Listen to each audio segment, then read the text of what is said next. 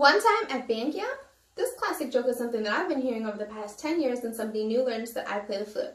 So during this demonstration speech, I'm going to demonstrate how to play the flute. Obviously the flute can be a very complicated instrument and I don't have time to go over every aspect of playing the flute.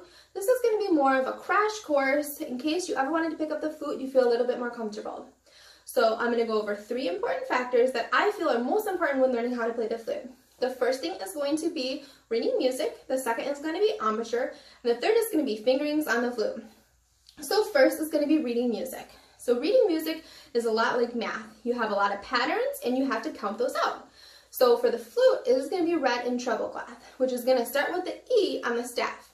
So a staff is going to be those 5 lines on a piece of music when you're reading music. It's going to start on an E, and then the next step is going to be a half step up, which is going to be an F.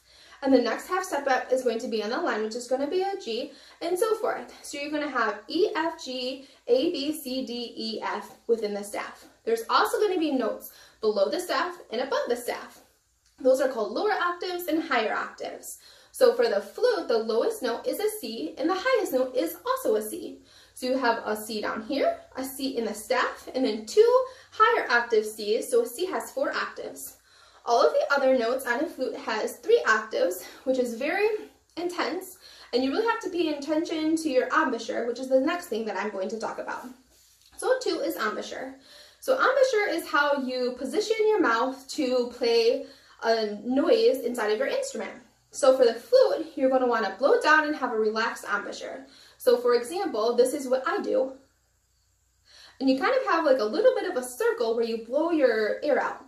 So like this. You don't want to go like this, which is blowing down. So I'm actually going to grab my demonstration aid and show you. For the higher notes, I'm going to have a tighter embouchure, which I'm going to tighten my lips up and my cheeks. And then for the lower embouchure, I kind of have a more relaxed, kind of like an oval shape. So for example, here we go. This is going to be the same note on 3 different octaves.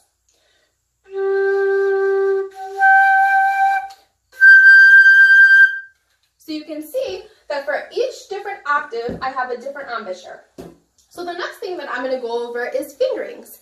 Fingerings is also very important for the flute. There's obviously way more fingerings on a flute than we have fingers for.